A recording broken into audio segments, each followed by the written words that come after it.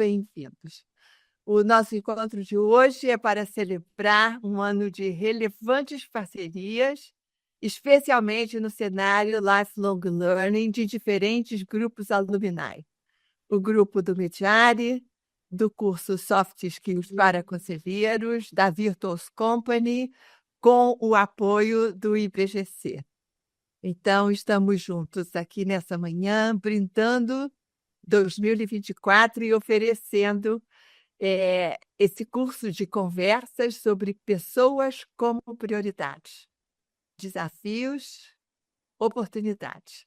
O evento é aberto, ele está acontecendo na plataforma Zoom, mas ele tem a previsão de incluir, de se estender para o YouTube, caso a gente conte com um número bastante centenas de pessoas. Então, a gente vai ter essa possibilidade. Ele está sendo gravado e ele será disponibilizado depois na plataforma das 4 entidades que estão participando. Então, vamos iniciar convidando, pelo curso Soft Skills para Conselheiros, Sandra Guerra, para entrevistar Ana Silvia Mate, que conversa conosco sobre o Comitê de Pessoas de Conselhos, temas mais frequentes e lacunas. Sejam bem-vindas. Obrigada, Tânia. É um prazer estar com vocês aqui. Obrigada pelo convite, Tânia. E estar com um time desse numa segunda de manhã é um privilégio.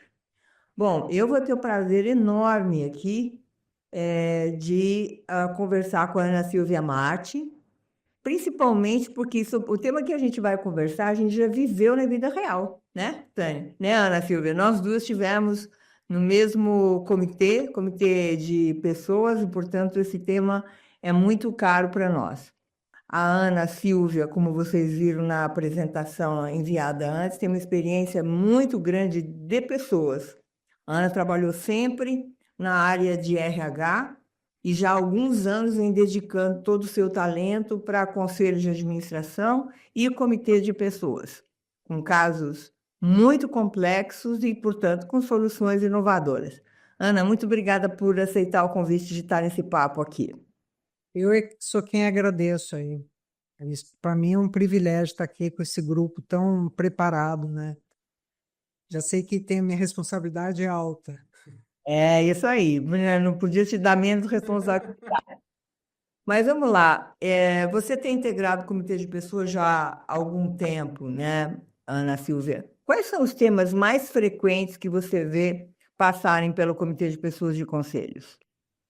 Olha, eu encaro o Comitê de Pessoas como um grande aliado, não só do Conselho, mas como do CHRO, né? Então, eu diria que a gente tem temas vinculados à agenda do principal executivo dirigente da organização, né, que passam por aquelas questões básicas de acompanhamento de indicadores, para ver como que as metas vão sendo atendidas, né? E os temas que realmente importam para o conselho de administração, onde você tem os seus comitês de assessoramento, porque lá não há tempo de discutir tudo com a profundidade necessária, né? E eu diria que os temas mais frequentes são a remuneração de administradores, né, que é um tema anual importante que precisa ser preparado sempre com auxílio de uma consultoria externa, com isenção, né? E aqui também eu abriria um parênteses que hoje, né, Sandra, coisa que a gente já discutia lá em 2019, 2020, no Comitê da Vale, hoje está aparecendo muito, que é a inserção dentro do contrato de estatutários das cláusulas malus e clawback, que a gente sabe que tem um pouquinho de resistência, mas isso é algo que eu acho que é um caminho sem volta. A gente está vendo aí alguns cases, especialmente os 2 últimos do Itaú, que certamente vão suscitar a discussão dessas cláusulas.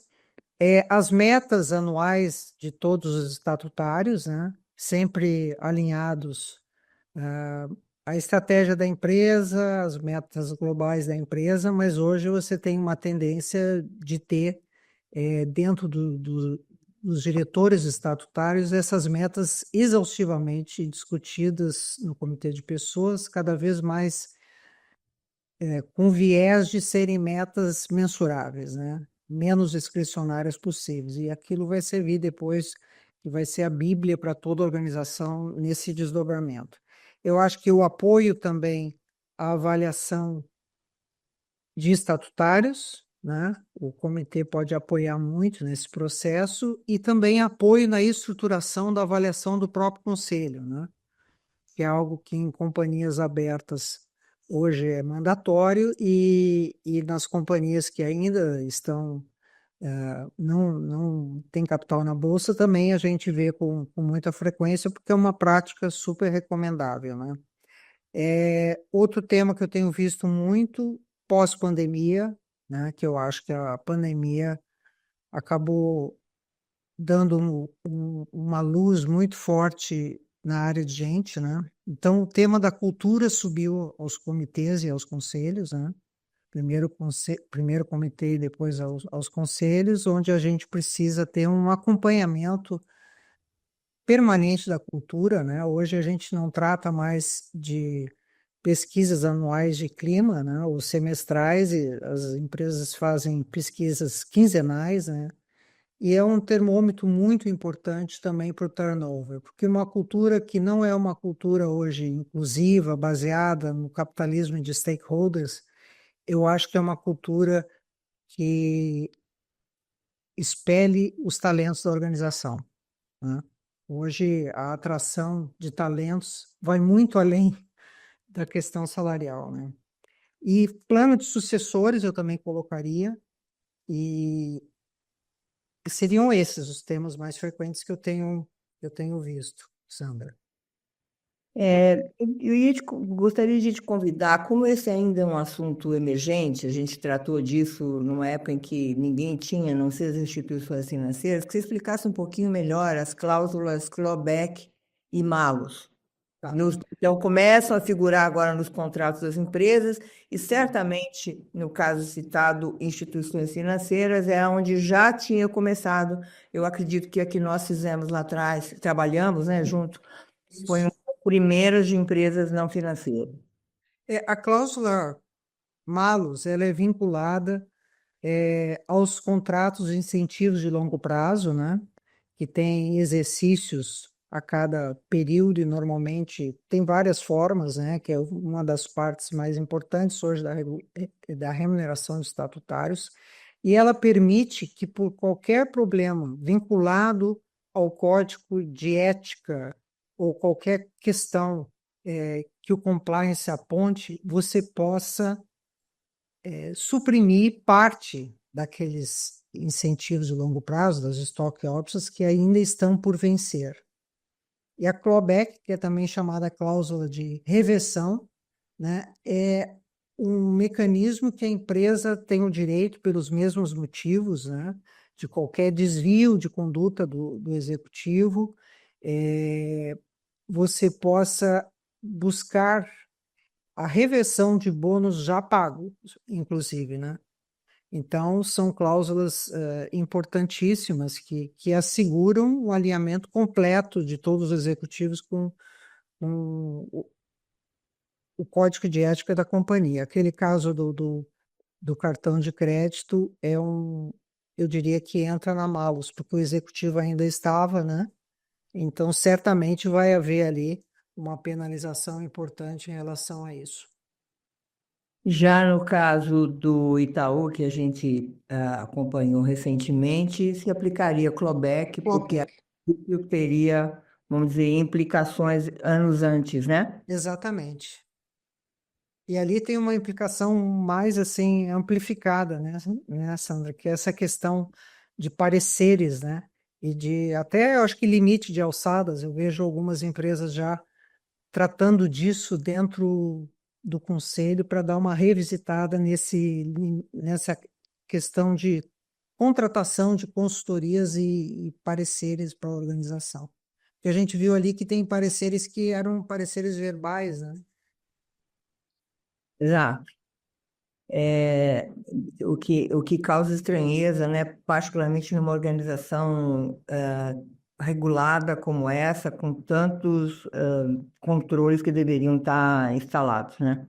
E o cargo em si, né, que o CFO tem mais questões ainda fiduciárias do que os demais estatutários, né, junto à CVM. né? Você falou em a avaliação dos administradores, né, e o papel do comitê sobre isso. É assustador como organizações muito grandes, né, às vezes ainda não têm um processo estruturado de avaliação dos seus executivos. E a gente encontra, em muitas situações, resistência à instalação de um processo de avaliação dos executivos. Se a gente encontra para executivos, que dirá uma avaliação de conselhos? E às vezes, quando ela existe, a gente percebe que ela é uma avaliação para checar as caixinhas, mas que não mergulha fundo, não quebra ovos, né? Queria que você comentasse um pouco disso, Ana, dessa resistência e como você tem feito, você que é uma pessoa que já fez o curso de Soft Skills para conselheiros, o que é que você tem feito para trazer esses assuntos e conseguir navegar neles nos conselhos, nos comitês? Olha, já que você está tocando, eu até queria uma oportunidade para tocar em relação a isso. O curso Soft Skills está presente na minha vida há mais de um ano, desde que eu fiz o curso, né? Porque eu acho que ele tem me ajudado a ter uma empatia muito maior em relação a vieses inconscientes, né? E eu acho que esse tema da avaliação de conselhos passa por isso, né? As pessoas não gostam de ser avaliadas e tem gente que acha que, eu cheguei no ápice da carreira, quando não é bem isso, né? A gente está ali o tempo todo para entregar também, né? Então, assim, eu tenho procurado convencer primeiro as pessoas dentro do comitê de pessoas, né? Inclusive, esse ano eu tentei propor em um dos meus conselhos uma avaliação 360, ainda não foi possível, mas a gente conseguiu agora 180, né? Que é uma coisa importante. Mas o que me preocupa também, Sandra, é o que as empresas fazem com essas avaliações, né?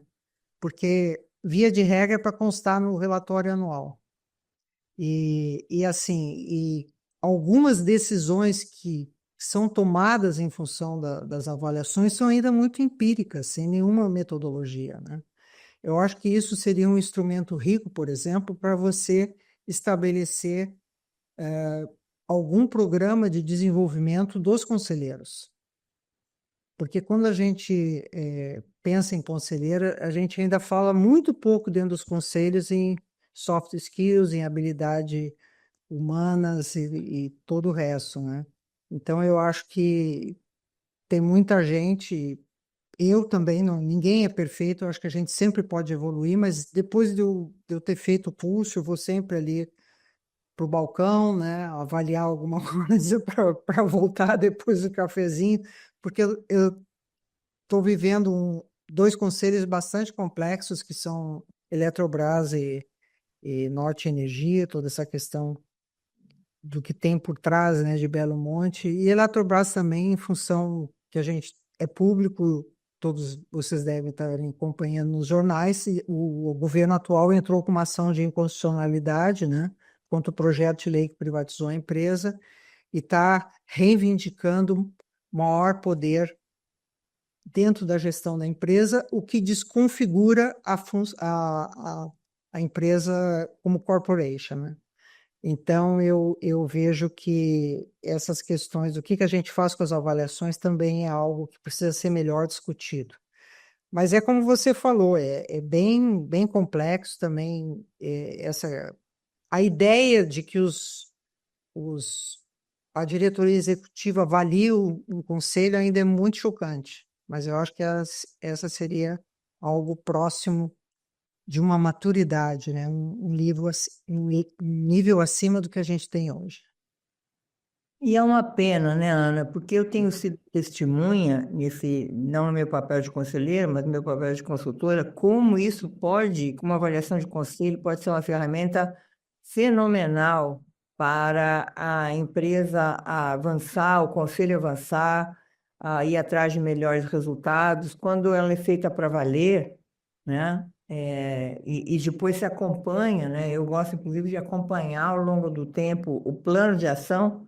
É quase que um lembrete, né? Que nem a gente fala assim, quando você não tem um personal trainer, nem sempre você tem aquela vontade de ir para a academia de manhã cedo, mas quando ele está lá, você vai. Então, eu busco fazer esse papel, né? De voltar a conversar com os do conselho para dizer, e aí, como é que está a implementação? E mesmo o plano individual de cada um, né?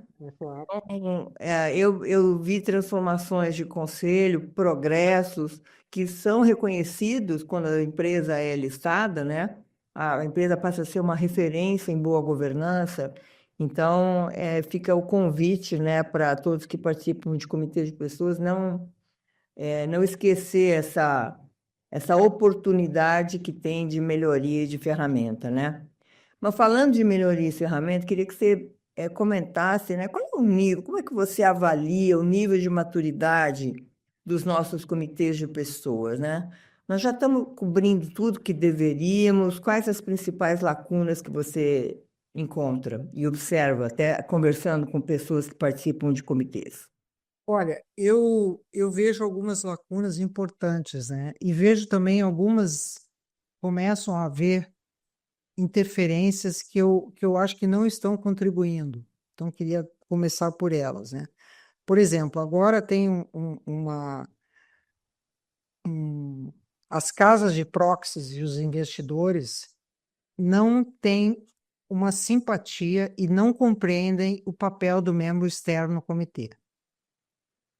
E assim, os comitês que eu participo, que tem membro externo, eu acho que eles têm um aproveitamento maior na contribuição que pode ser dada ao conselho de administração. Porque aquela tal história, agora, por exemplo, eu vivenciei os dois momentos na Eletrobras, né? Só para dar aqui um case recente. Eu fui conselheira, depois eu saí, entrei como membro externo e agora estou conselheira e a empresa tomou uma decisão, antes até de eu voltar para o conselho, que não teria mais membros externos, exceto no comitê de auditoria. Então, lá dentro, eu sou vista porque os conselheiros participam eu participo do comitê de sustentabilidade, eu participo de todas as reuniões de conselho, que não são poucas, e eles me veem como um par. Então, eles assim, a Ana teve uma experiência em área de gente, mas eu vejo ela falando de outros temas lá dentro. Então, eu também eu falo também na área de gente e a minha opinião mesmo eu sem experiência, isso é uma questão até do viés da pessoa. Quando você tem um membro externo, é a questão do especialista. É mais ou menos como você vai lá para o seu clínico geral e aí, de repente, tem lá a sua tomografia de pulmão não estava tão bom, o que a gente faz? A gente vai para o pneumologista, né? E o membro externo, ele tem, assim, a vantagem dele não estar envolvido nas idiosincrasias normais que qualquer conselho apresenta em função de tensões da própria reunião de conselho. Então, ele está ali, ele é totalmente imparcial, né? Ele dá essas opiniões, eu acho isso um pouco de retrocesso, né? Eu tenho ainda a esperança de tentar influenciar meus colegas conselheiros para que a gente possa ter membros externos, não só no comitê de pessoas, mas nos demais também. A questão das evoluções e das lacunas, eu diria que a gente fala, por exemplo, muito pouco na questão do mapeamento de competências para as eleições de conselhos e até para a questão dos diretores estatutários, porque a gente está muito focado só em hard skills, né? Então, aquela questão de olhar a universidade que fez, a formação, por que empresas passou, como que isso combina com a minha cultura, essas deduções são simplesmente deduções. Não existe algo voltado realmente à questão de habilidades humanas. E a gente sabe que é isso que um conselho evolui, né? Então, eu vejo esse problema. Outra questão que eu vejo é que o comitê de pessoas ele precisava ajudar mais na produtividade da reunião de conselho. olhar para o passado ainda é algo que se toma muito tempo. E pior é que normalmente a gente olha só a foto e não olha o filme todo, né? Então, eu acho que a gente tem que voltar mais às discussões para a questão de estratégia, para a questão o que que eu vou fazer nesse momento de briga por talentos no mercado para manter os meus talentos aqui, né? O que que eu estou fazendo para preparar meus sucessores? Isso é um tema também que é assim, é uma coisa de uma apresentação, aí você vê aqueles nomes, e aí quando chega uma oportunidade, muitas vezes o diretor estatutário pede para trazer de fora. Então, eu acho que plano de sucessores é super importante. Eu acho que a outra questão que o comitê precisa se aprofundar é a questão da transformação digital, inovação, né? Tenho ouvido falar muito pouco em reskilling, upskilling, né?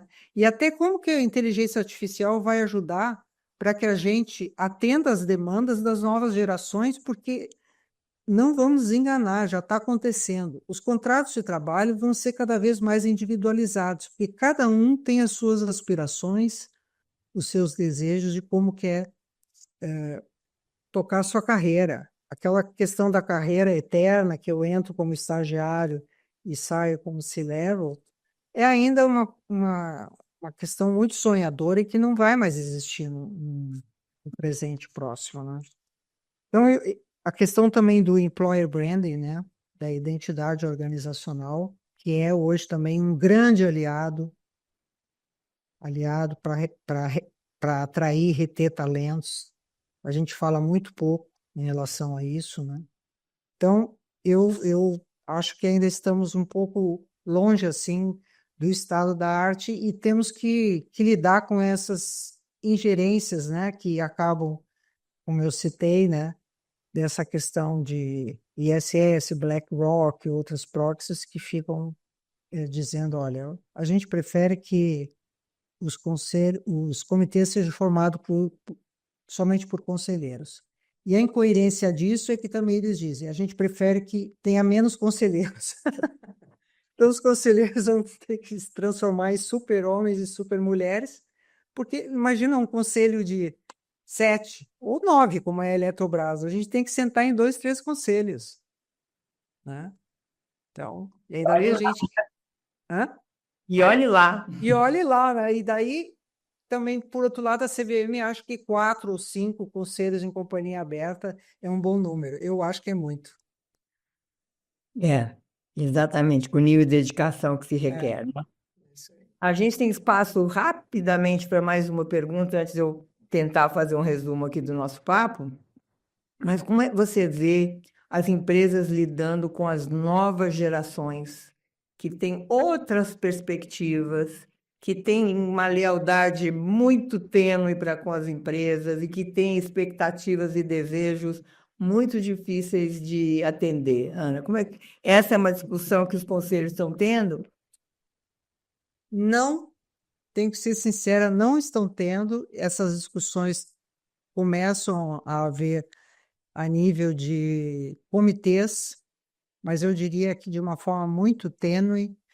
E eu vejo que os próprios CHROs também não estão tendo com a atenção que deveriam, porque hoje você já tem uma diversidade geracional dentro das organizações e você precisa sensibilizar que isso é uma coisa boa para a organização, né? Então, já ouvi casos aí de bullying dos jovens, que esse velhinho está fazendo aqui, não sei o quê, sabe? Coisas assim. Então, isso é uma coisa importantíssima. Eu acho que a questão do propósito e dos valores é um aliado super importante para as novas gerações, porque elas são atraídas pelo propósito e para organizações cujos valores têm algum match com os seus. E é por isso que o tema da diversidade é importante. E muita gente atrapalha essa jornada. Agora veio algumas empresas porque não explicam direito. Então, por exemplo, a Microsoft foi garrafal, letras garrafais nos jornais. A Microsoft acabou com as áreas de diversidade. Mas aí eu assisti uma palestra da Tânia, disse, não, acabou porque isso agora virou DNA. Está em todas as lideranças, né? Que a gente precisa refletir o que a sociedade, o que existe na sociedade. Nós não somos todos iguais. E quando a gente vê, aliás, eu faço uma propaganda aqui da cartilha nova que foi lançada, Caminhos para a Inclusão do IBGC, pode entrar lá no site e baixar, não é nada de ativismo, é simplesmente uma tentativa de letramento e de mostrar a importância da diversidade. Então, eu acho que os CHROs ainda não estão sabendo lidar. Essa questão, por exemplo, do trabalho híbrido, que alguém vai falar aqui, certamente, né? Eu vi que está lá na agenda, as novas formas de trabalho, as novas relações de trabalho, isso tudo é para atender essa nova geração. Eu acho que as relações vão ser assim, eu te entrego o projeto, eu faço as minhas entregas, mas como eu vou fazer as minhas entregas, é eu que vou decidir. É isso que a nova geração pensa. Muito bom, foi um papo, como eu esperava, muito produtivo, e eu agora faço aqui um resumo para quem chegou um pouquinho mais atrasado. Então, a Ana Silvia começou dizendo quais são os temas mais frequentes do Comitê de Pessoas, e ela enumerou a remuneração. Ela falou da inclusão das cláusulas malus e clawbacks nos contratos dos estatutários, elaboração de metas, avaliação dos estatutários e avaliação do Conselho de Administração, cultura e um plano de sucessão. Quando eu perguntei do estado dos comitês de pessoas e quais as lacunas, ela apontou planos de sucessão, a transformação da força de trabalho para um ambiente de inovação, né? E ela sente que ainda é muito imatura a questão do reskilling e upskilling. E também citou o employer branding, que é fundamental hoje, além de ter trazido uma discussão relevante sobre a importância de ter um membro externo, um especialista, nos comitês de pessoas. Ela sente que há um retrocesso em relação a isso, com algumas empresas deixando de usar esse membro externo. E, para concluir, ela constatou que não há discussões sobre novas gerações suficientemente nos conselhos e nos comitês, que são muito mais guiadas por propósito e valores. Ana Silvia, obrigado de novo pelo papo, e com isso eu volto para a Tânia. Muito obrigada, Ana Silvia. Muito obrigada, Sandra, por essa conversa. Vi as pessoas sendo cuidadas por suas competências, na medida de que a atração de talentos ultrapassa a questão salarial, e também sendo chamadas à responsabilidade por seus desvios de conduta, pelas cláusulas que você mencionou. Muito obrigada a vocês duas por abrilhantarem parte dessa manhã de conversa de hoje. Obrigada a vocês.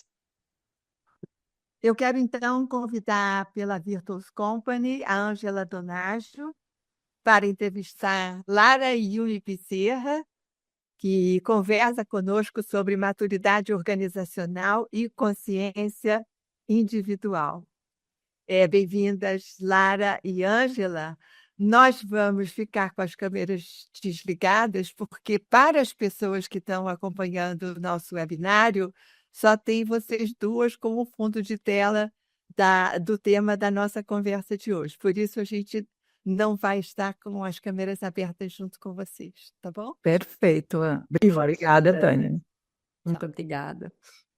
Bom, gostaria de começar fazendo um agradecimento muito especial à Tânia Almeida, que é referência e inspiração para todos nós que estamos aqui, a Noêmia, que esteve super presente para a realização desse evento. Muito bom estar entre pessoas queridas e conversando sobre o que mais importa, ou o que deve importar, né? Pessoas. Empresas não têm sentido se não forem feitas de pessoas e para pessoas e para a sociedade. Eu vou apresentar um pouquinho a Lara, porque muitas pessoas aqui não a conhecem. A Lara Bezerra é uma fonte maravilhosa de oxigênio e de esperança que o mundo corporativo pode ser um local de realização pessoal e elevação da maturidade da sociedade através das organizações. Ela é uma virtuose, com muito orgulho, vem participando dos nossos programas de lideranças virtuosas da Virtuous Company. Ela foi a primeira Chief Purpose Officer do mundo. E mais importante não é o título, né, Lara? Mas o que ela realmente realizou e ainda realiza quanto ao tema pessoas. Mais especificamente, foi executiva internacional com 27 anos de carreira, trabalhou em 7 países, 3 continentes. Seu trabalho como CEO na Índia foi estudo de caso sob propósito dos negócios, em livros como Rehumanizing Leadership, Devolvendo o Propósito aos Negócios, de Sudhamsu Pausuli e Michael Chaves, CEO da Duke Corporation Corporate Education, e diversos outros livros sobre a sua trajetória de liderança, como Zero Distance, The Power of Humility, Connected e outros. Ela acredita no infinito potencial dos seres humanos quando guiados por seu propósito, e o seu propósito pessoal é elevar a consciência da humanidade através de lideranças e organizações mais coerentes. Em 2020, fundou a Work Coherence para realizar esse propósito no seu novo ciclo de vida. É casada com seu parceiro de rafting, tem 3 filhos e vive na Flórida. Vamos conversar sobre maturidade organizacional e consciência individual. Bem-vinda, querida Lara. Um grande privilégio ter você aqui com a gente. É meu prazer estar com vocês. Muito obrigada pelo convite. Bom, minha primeira pergunta, na verdade, as perguntas todas merecem um pouquinho de contextualização. Então, eu vou fazer uma breve contextualização e aí depois já vou soltar as perguntas para a Lara. Sobre essa questão de maturidade organizacional e consciência individual. Eu vejo um paralelo bastante interessante entre uma visão reducionista da função da empresa, que é limitada a uma maximização de valor para o acionista, e não para o desenvolvimento de toda a potencialidade da empresa, considerando sua função social, que inclui também acionistas, mas não exclui todas as outras partes interessadas. E uma visão reducionista do próprio ser humano, das lideranças e outras pessoas que atuam na empresa, como se fosse possível separar componentes éticos, visões de mundo, lado pessoal, profissional, entre outros elementos que influenciam a cultura. Nesse sentido, criou-se um dogma de que as pessoas dentro do ambiente empresarial conseguiriam abdicar de seus sentimentos e emoções, tornando-se, entre aspas, homoeconômicos. Hoje nós sabemos pelas centenas de pesquisas na área das ciências comportamentais que essa crença não passa de uma falácia. Mas, curiosamente, muitas lideranças ainda acham que seu processo decisório é imune às suas emoções, aos seus sentimentos. Lara, em uma das suas palestras, você fala sobre lideranças serem engenheiras da neuroplasticidade de colaboradores e organizações. Qual que é a reflexão que você faz sobre a influência da cultura e da liderança em relação à maturidade organizacional? E como é que esses elementos se relacionam em sua perspectiva? É uma via, 2 vias? Como é que funciona isso na sua visão? Ângela, eu acho que essa é uma pergunta super interessante, porque eu acho que quando a gente entende que a cultura das organizações não é nada mais do que a relação entre a estratégia da empresa, mais o comportamento e a linguagem que a empresa tem, e que normalmente esse tom é dado pela liderança. Então, quando uma liderança, eu vou dar um exemplo, a Ana Silver falou uma coisa maravilhosa, eu adorei escutar a Ana Silver falando. Ela falou uma coisa maravilhosa da pandemia que mudou muito a relação com as pessoas, porque se entendeu o quanto essa parte emocional e essa parte do rapport que a organização tem com a situação que está vivendo o mundo e a situação, a emoção da liderança.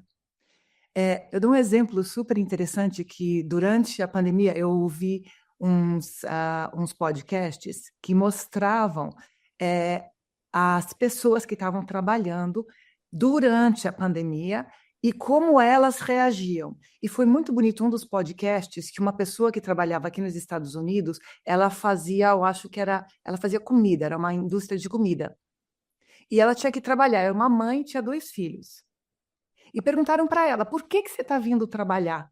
E você não tem medo? Falou, não. O CEO da nossa empresa falou o quanto é importante a gente continuar dando comida, porque a nossa empresa, o que a gente faz, a gente alimenta as mesas das pessoas.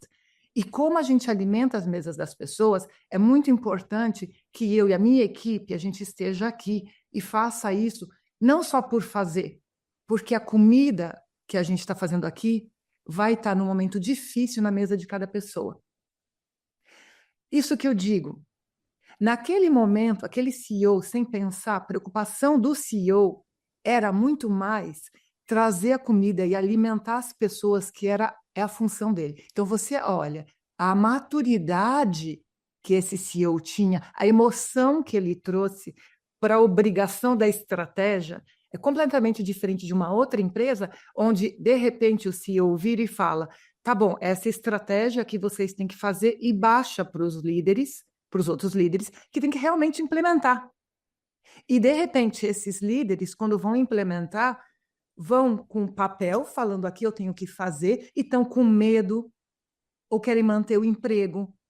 Essa emoção que você coloca, a motivação por trás de quando você implementa uma estratégia, é completamente diferente. Então, quando eu digo que os líderes são os engenheiros da neuroplasticidade da sua organização, é ter a consciência que eu, como conselheiro, como líder, como CEO, a maneira que eu falo, o comportamento que eu tenho, a linguagem que eu tenho, ao passar uma estratégia, isso vai baixar para a organização. E é a maneira que eles vão trabalhar, com medo, com vontade de ajudar, como é. Né? Então, eu acho que essa é a relação que eu vejo muito forte entre a emoção, a consciência de um líder, de um conselho, e como a organização vai ser efetiva, e quanto mais alta a consciência da liderança e da organização, maior é a maturidade cognitiva dessa organização. Ela vai tomar uma decisão muito mais por responsabilidade do que por obrigação. E muda completamente, né, Lara? Completamente. A ação e a sua satisfação com o trabalho também, né? Completamente. E considerando esse papel crucial, né, das lideranças e pessoas que ocupam posições em conselho, diretoria, como elevar na prática a maturidade das organizações? O que que você viveu, que você pode fazer, assim, de elementos práticos que você fala: poxa, isso daqui foi sensacional? Olha, eu de novo vou encaixar no que a Ana Silvia falou, que é o propósito. Eu acho que muito importante, todas as vezes que eu chegava numa organização nova, né, e que eu tinha que trabalhar com uma cultura nova, a primeira coisa que eu fazia era buscar entender, que a organização entendesse como traduzir o propósito da empresa, ou a estratégia, as táticas que a gente tem, o que tem por trás disso. Então, qual é a visão que a gente tem que vai traduzir efetivamente no mundo exterior essa estratégia e o propósito que a gente tem? No momento que a organização como um todo visualiza, o conselho, o CEO, junto com a organização, visualiza como que é a minha empresa, a minha organização, como eu vejo minha organização beneficiando a sociedade através do meu propósito e da minha estratégia, o que acontece? Você tem um alinhamento completo, não só do conselho, do CEO, mas da organização com todos os stakeholders em volta. Como é que eu visualizo em colaboração com o que eu tenho em volta, com os stakeholders em volta, e entregar o valor que a minha empresa tem para entregar, né? E muitas vezes é muito interessante, Ângela, que nesses últimos 3, 4 anos depois que eu saí da corporação, eu tenho mentorado muito, mentorei mais de 300 pessoas e mais de 100 mulheres na Vale. Quando muda essa perspectiva de dizer como é que eu transformo meu departamento, como eu visualizo meu departamento ajudando a trazer o valor e o que a empresa precisa para a sociedade. Quando faz esse shift de trazer eu trago um valor e um benefício. Como eu visualizo o meu departamento dentro da minha empresa ou o meu conselho dentro dessa empresa e a empresa como um todo entregando para a sociedade esse valor, muda completamente. Esse propósito transformado numa visualização, ele traz muita força para completar exatamente esse gap que normalmente falta em muitas empresas hoje. Exatamente. Acho que é isso que a gente tem que buscar completar, né? Esse gap, buscar diminuir cada vez mais, né? Exatamente. E pegando esse gancho também já levantado pela querida Ana Silvia sobre tecnologia, novas gerações, como é que você entende que uma pessoa que ocupa uma posição de conselho, diretoria, CEO, que quer transformar essa organização para uma organização mais madura e mais consciente, como é que essa pessoa pode atuar frente às complexidades da IA, de novas gerações, de novas economias emergindo tão rapidamente que a gente fica, né, um pouco tonto aí de pensar nisso? Como é que você vê? Eu vejo de duas maneiras, dois aspectos. Um aspecto que é muito importante, que eu acho que foi o que também a Ana Silvia comentou, você, nesse momento, se você consegue ter algum membro externo que realmente, de alguma empresa, buscar. Bom, tem muitas empresas que já estão super avançadas nisso, talvez até pela empresa, pela área, pelo setor que está, de tecnologia, etc. Como você consegue buscar um membro externo de uma outra empresa que já está super avançado com isso? Eu acho que isso é de um membro externo fora. A outra coisa é como o conselho consegue estar muito perto da organização mesmo. E como consegue, de uma maneira que tinha muita. Durante o nosso trabalho na Roche, tinha muito trabalho que se fazia com a organização, da organização colaborar fora. Tinha, uma vez a cada 2 meses, tinha o trabalho de busca externa.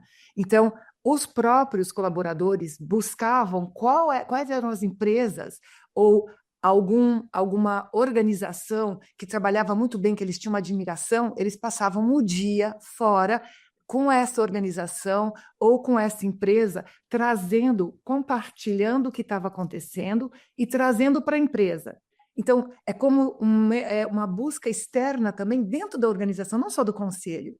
E aí trazer de volta, ter uma maneira, um processo organizado para trazer de volta esse resultado dessa busca fora da empresa, do que a empresa precisa, entendendo esse futuro emergente. Mas o mais importante é aquela confiar. Confiar que as pessoas da organização que estão mais perto dessa rapidez da dinâmica do mercado, elas são capazes de ir lá buscar e trazer ideias para que o conselho possa orientar. Então, eu acho que essas duas maneiras, o membro externo de alguma empresa que já esteja trabalhando bem com isso, buscando trazer essas novidades, e as pessoas da organização trazerem isso de volta também. Eu acho que essas duas maneiras seriam maneiras bem práticas para você estar dentro desse futuro emergente. Isso é uma coisa que eu acredito muito forte que a gente possa fazer.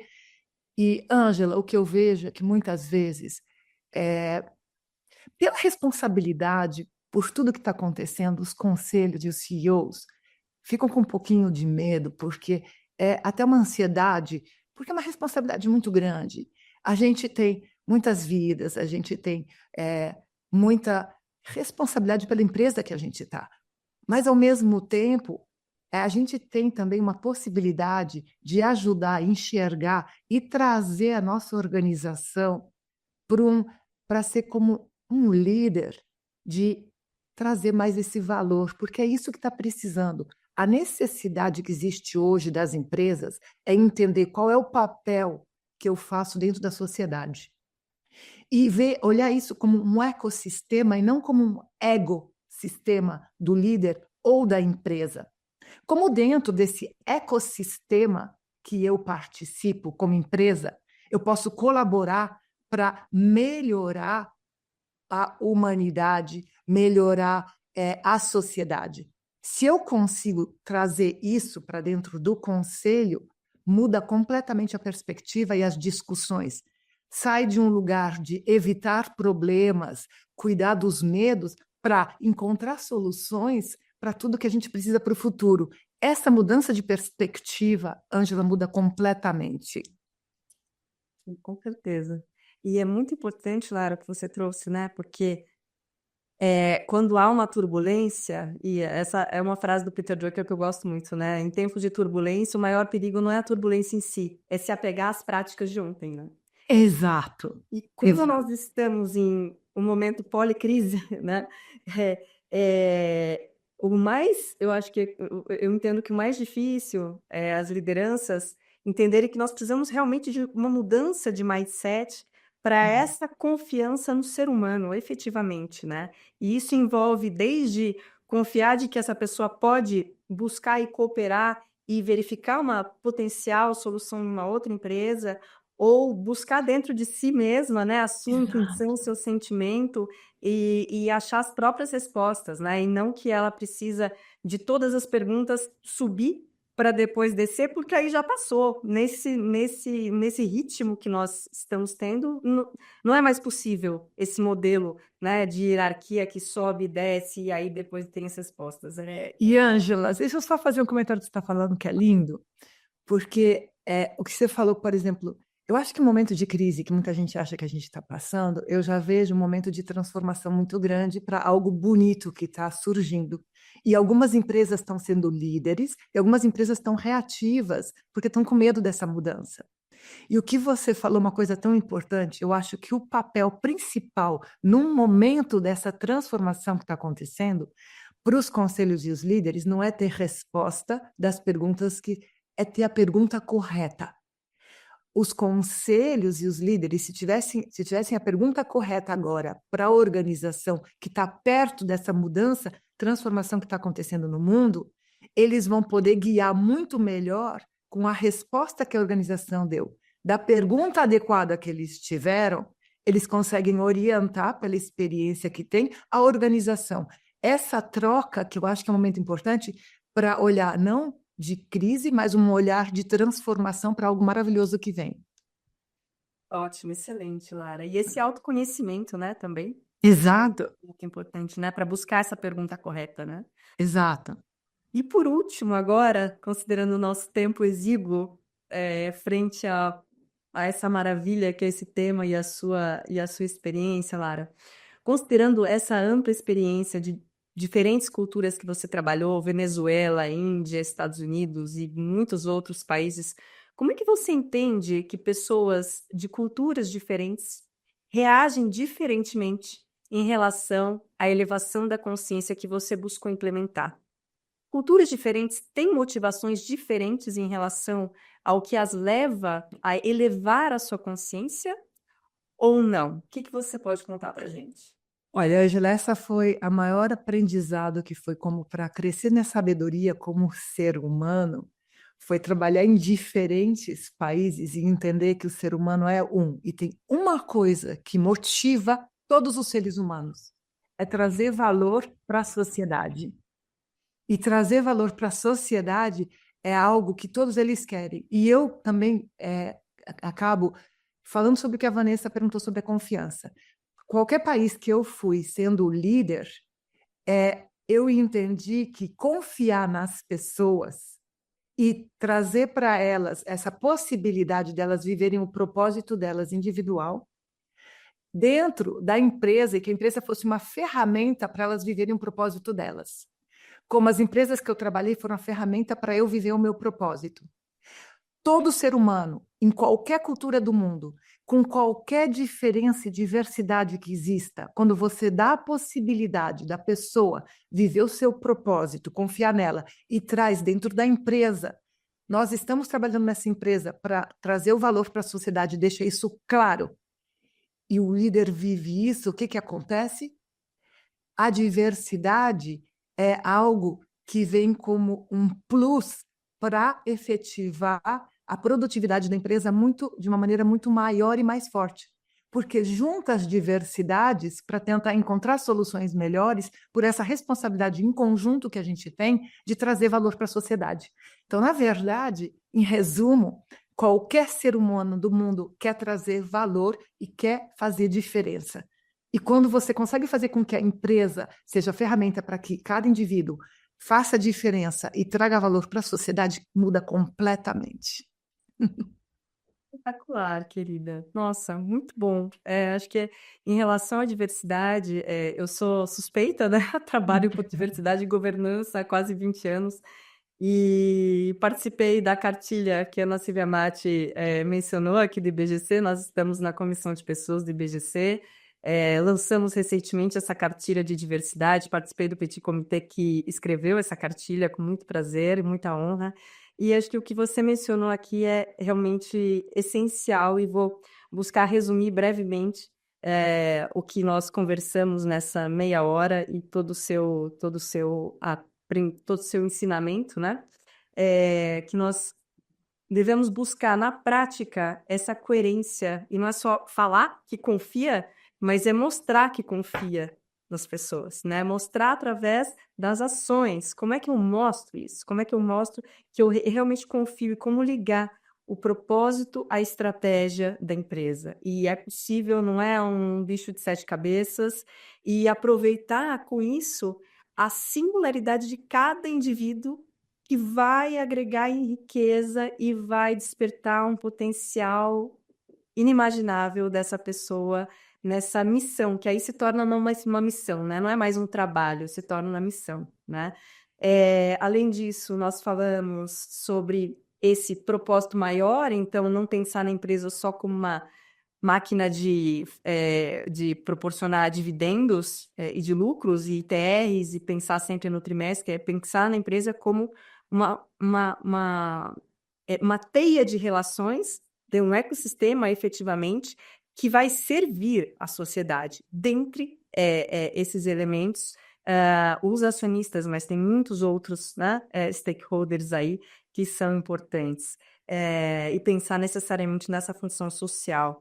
E para isso, a Lara mencionou questões muito importantes como, primeiro, confiança no ser humano, que é algo que a gente precisa necessariamente para dar o primeiro passo, e segundo, humildade, para lideranças dizerem, eu não sei e eu não preciso saber, porque eu não consigo ser uma super mulher ou um super homem que tem todas as respostas, como a Ana Silvia Martins mencionou, é impossível que um conselho tenha todas as respostas, e para isso eu preciso de segurança psicológica para dizer eu não sei, para isso eu preciso de segurança psicológica e de humildade para dizer eu não sei, e compartilhar isso com outras pessoas e falar, vamos fazer juntos, vamos co-criar, vamos cooperar, vamos, né, fazer isso de uma forma para que todos possam ser beneficiários e co-criadores dessa nova realidade que nós queremos ver através das empresas. Então, muito obrigada, Lara. Se você quiser fazer suas considerações, temos 5 minutos para você fazer suas considerações finais, mas acredito que foi maravilhoso, sensacional, aprendi muito para variar com você, não tem como não aprender. É uma alegria enorme estar com você e com todos aqui hoje. Obrigada, Ângela. Eu acho que só para concluir o que eu diria, eu acho que quando a gente, como ser humano, nós somos seres humanos, conselheiros, CEOs, quando a gente consegue entender a coerência e a gente está muito coerente com o que a gente faz e o que a gente fala, o que a gente acredita, a gente passa essa segurança para a nossa organização e essa é a maneira que a nossa organização evolui e a gente dá essa possibilidade para esse amadurecimento cognitivo nosso e da organização junto. Eu acho que se a gente conseguisse fazer isso nos próximos 5 anos, que está chegando aquela singularidade da tecnologia que a gente vai enfrentar, a gente vai fazer com que as empresas possam dar esse caminho, essa liderança para a gente transformar realmente esse ecossistema que a gente vive hoje em dia e conseguir usar a tecnologia e tudo que vem para benefício mesmo da sociedade. Então, muito obrigada e muito obrigada por você e pelo Alê, pela maravilhosa trabalho do grupo que vocês fazem, que traz tudo isso, essas conversas à tona e que a Tânia faz parte. E obrigada, Tânia. Eu também. Muito obrigada, querida. Obrigada, Tânia. Obrigada a todos com você. Eu quero agradecer a vocês duas, uma delícia. Cada conversa dá vontade que a gente tivesse mais tempo para continuar conversando. Há algumas frases, não pelas frases, Lara, mas pelas mensagens que você traz, que são provocadoras de muita reflexão. Eu acompanho a Ângela na Líderes são engenheiros da neuroplasticidade da organização. Dá para a gente conversar meia hora sobre esse tema, ver transformação nas crises, ver a empresa como ferramenta para pessoas viverem os seus propósitos. Então, muito obrigada por todas essas provocações que merecem outro encontro para a gente dar conta. Muito obrigada às duas. Ótimo. Obrigada a vocês. Obrigada, Ângela. Obrigada, querida. Então, dando continuidade, nós vamos para o nosso próximo convidado. A gente recebe Lucas Lenhari, pelo IBGC, para entrevistar Joaquim Rocha, que conversa conosco sobre a importância da governança na retenção de talentos-chave nas organizações. Um lindo tema também. Bem-vindos os dois. Olá, Gente, Tânia. Tudo bem? Bom dia.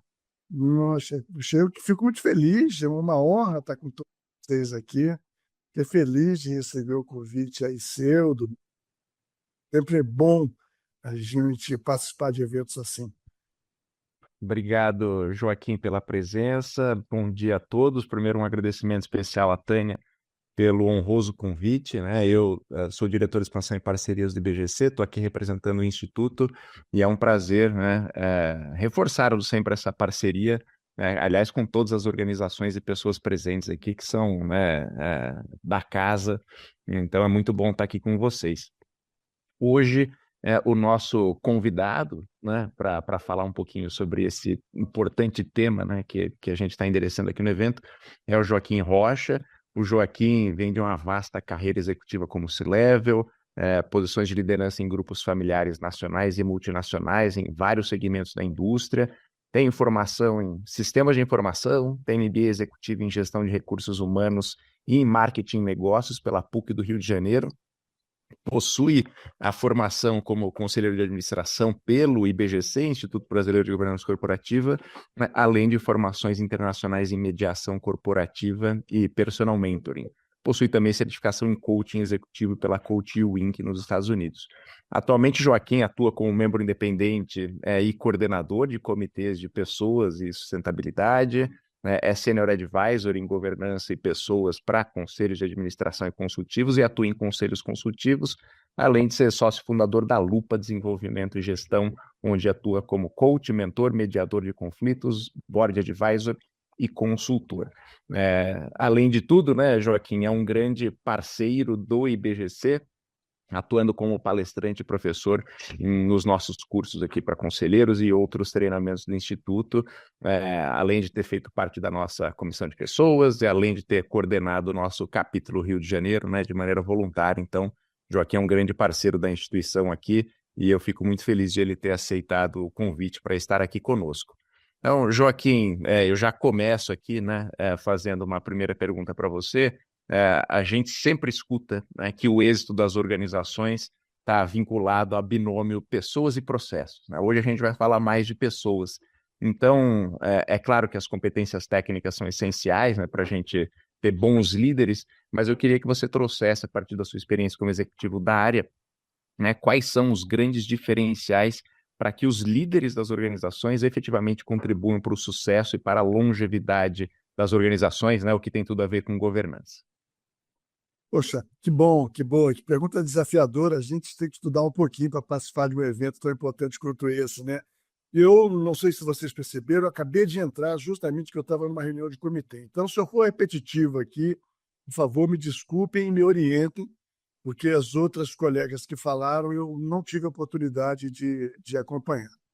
Mas olha, Lucas, a gente já interage há tanto tempo aí no IBGC e essa é uma parte desse histórico todo que você falou que me dá mais orgulho e, nossa, essa convivência com o IBGC é uma coisa que me engrandece. Mas assim, não dá para separar muito gestão e liderança, principalmente da autoliderança de governança. Então, eu diria que, além de uma série de, digamos assim, responsabilidades que a autoliderança tem, mas, obviamente, os altos líderes e conselheiros de empresas, administradores, precisam cada vez colocar mais foco em ter um ambiente de trabalho saudável e atrativo, né? Definindo políticas que, de fato, orientem a gestão e passem mensagens claras para as pessoas que estão dentro daquela organização. Outro ponto que é muito importante e que conta muito nesse processo de você ter as melhores pessoas, ter a capacidade de mantê-las na organização, ter assim, a felicidade de conseguir atrair gente boa quando você precisa, é cuidar muito da integridade da empresa, da eficiência na gestão e sempre ter uma estratégia muito clara, com propósitos organizacionais firmes, né?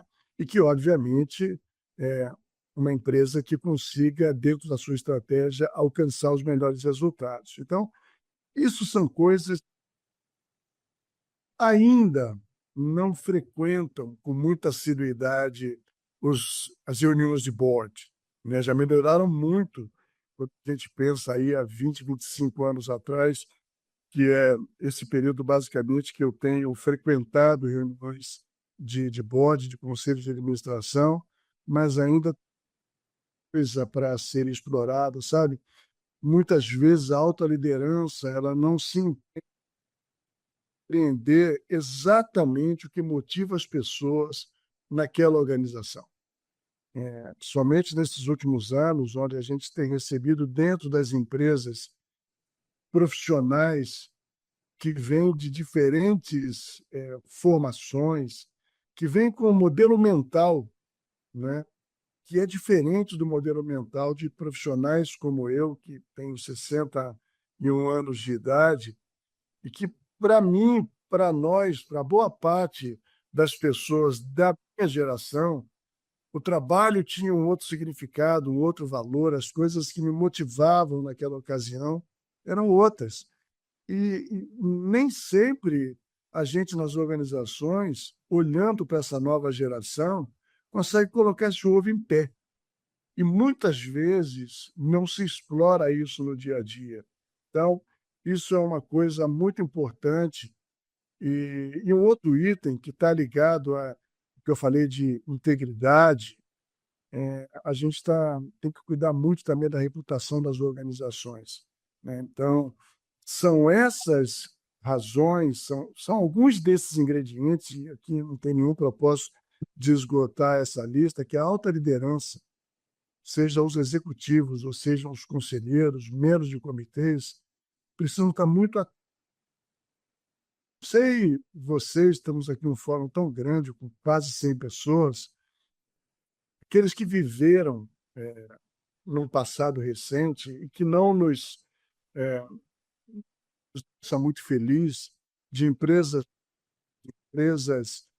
de renome que passaram por essas dificuldades relacionadas à governança, tangenciando os limites da ética.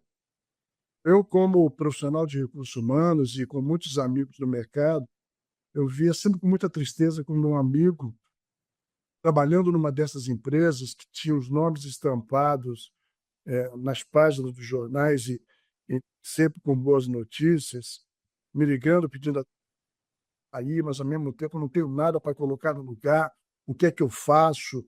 Eu não quero ter meu nome, a minha reputação pessoal atrelada ao que está acontecendo com a empresa, que só agora eu estou tomando conhecimento disso, né? E muitos deles, ocupando posições elevadas, acabaram tomando a posição de deixar as empresas sem ter nada para colocar no lugar que eu não queria ficar. Então, cuidar disso é uma responsabilidade da alta liderança, justamente para que as pessoas queiram ficar e as pessoas de talento, certamente, junto com outras coisas, elas ajudam as empresas a ser mais longevas. Pelo menos é isso que eu tenho vivido, é nisso que eu acredito, Lucas. Ótimo, Joaquim. E, bom, você trouxe aí questões relacionadas à integridade, né, que inclusive virou um princípio novo de governança, né, na última edição do Código das Melhores Práticas de Governança do IBGC. Né, e você mencionou que ainda, né, em alguns casos, a alta liderança acaba não se empenhando para entender o que motiva as pessoas a ficarem nas organizações. Então, é claro, evidentemente, a retenção de grandes talentos, que são as pessoas que acabam fazendo a grande diferença nas organizações, acaba sendo um desafio importante hoje em dia. Né? Você mencionou essa questão do vínculo com, né, o propósito, mas queria que você contasse, né, quais são os grandes desafios que hoje você vê as organizações enfrentarem nessa busca especificamente para tentar reter os grandes talentos, né, dentro da própria empresa. Legal. Bom, é uma é um desdobramento do que a gente falou agora, né?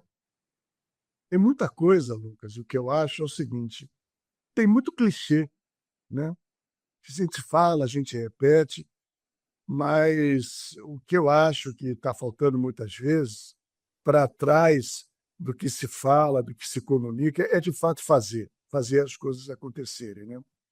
E pode parecer bobagem, mas assim, apesar de termos o desemprego no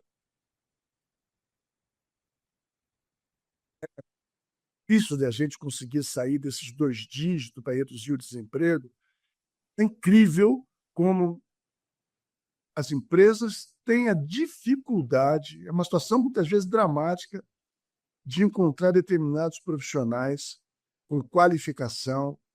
Então, tem coisas que é impressionante. Eu ajudo, numa das minhas atividades, eu estou aqui no escritório de uma das empresas, eu ajudo uma grande gestora aqui no Rio de Janeiro, que tem 14 investidas, né? Então, eu ajudo o conselho da gestora e dessas investidas.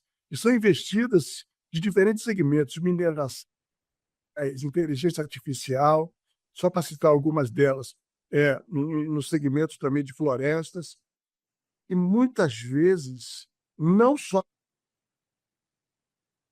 nível executivo e até no nível de conselheiros, quando se quer buscar um conselheiro que tenha alguma experiência em alguns segmentos, né? Difícil achar profissionais. Muitas vezes você tem a dificuldade enorme de achar esses profissionais, tem a dificuldade enorme de arrancar de onde eles estão, né? E criar condições para que eles se sintam motivados a vir. Então, veja, cada vez mais as empresas investir fortemente no desenvolvimento de gente dentro de casa. Brasileiro, eu gosto de futebol, carnaval, samba. Então, só se me permitem essa flexibilidade, fazer uma comparação com futebol. É muito melhor você, enfim, é difícil falar muito de jogador, senão a gente alegra um. É muito melhor você pegar grandes talentos como o Neymar, formar dentro de casa, que é mais barato do que você comprar pronto. Mas nem sempre as empresas estão colocando foco nisso. Fortalecer uma cultura organizacional que, de fato, direcione o olhar das lideranças para dar atenção a esse processo de desenvolvimento e de retenção. Porque muitas vezes as empresas até têm bons programas de desenvolvimento, mas não criam todas as outras coisas, as boas práticas de remuneração, de benefícios, investem horrores em desenvolvimento, treinamento, e aí as pessoas saem e vão exercitar, praticar tudo que a gente fez investimento na concorrência. Não tem a menor graça nisso. Eu sou um profissional da área de recursos humanos há muito tempo, mas sou engenheiro de formação ou de deformação. Eu deixo para vocês julgarem aí. Mas eu aprendi o seguinte: cada tostão que a gente coloca em desenvolvimento tem que ter retorno. Simples assim, ponto. Não tem jeito. Eu já praticava isso como executivo e hoje atuo a conselhos. Então, investir nisso, porque isso trabalha para retenção e para atração. Investir em práticas éticas, investir em compliance, porque isso também orienta a decisão de profissionais a quererem se juntar a você. Ter um bom processo de avaliação de performance. Eu sei que esse tema também é um tema mas alguns ruídos, mas eu acredito em meritocracia, né? Você tem que ter práticas de meritocracia. Não dá para achar que todo mundo é igual. Quando as empresas estão bem-sucedidas, significa que todo mundo ali é maravilhoso, nem quando as empresas estão passando por dificuldades, significa que todo mundo ali é incompetente. Você tem que ter métricas de meritocracia para reconhecer os melhores, investir os melhores, sem deixar de olhar para os demais. Também, eu acho que cabe à liderança, aos administradores, a criar, assim, modelos de apoio a tomadas de decisão, para deixar com que essas pessoas, os mais talentosos, eles vão ganhando musculatura para poder assumir posições maiores, né? E, obviamente, disso aí está falando de sucessão. um bom planejamento de sucessão. Sucessão que seja de fato um planejamento, não seja um evento, quando uma pessoa numa posição estratégica, de repente, decide sair e fica um pânico geral. Como é que você vai fazer para evitar que aquela pessoa saia? Porque simplesmente você não tem ninguém para colocar no lugar. E tem várias empresas que passam por esses dilemas, né? Eu estou falando aqui de decisão de sair, mas tem aquelas decisões que não estão na mão de ninguém, que são essas fatalidades que às vezes tiram uma pessoa de cena de uma hora para outra. Isso vira um pandemônio em qualquer estrutura de governança e societal. Empresas familiares, isso acontece direto. Na pandemia, certamente cada um de vocês que estão aí viveram situações de fatalidades que tiraram pessoas importantes e as empresas passaram por grande dificuldade. E muitas vezes o programa de sucessão não emplaca, porque tem um monte de sentimentos humanos aí envolvidos. Tem um medo, né, de quem está ali de preparar pessoas que possam fazer sombra. Isso é um sentimento humano, mas que existe e cabe à alta liderança, cabe ao conselho de administração agir para que isso seja mitigado e que os programas de fato de sucessão eles aconteçam. E uma outra coisa que também se fala muito por aí, provavelmente já deve ter sido falado hoje aqui também nesse evento, infelizmente não estava, mas é promover cada vez mais as práticas de diversidade e inclusão. Isso é muito bom.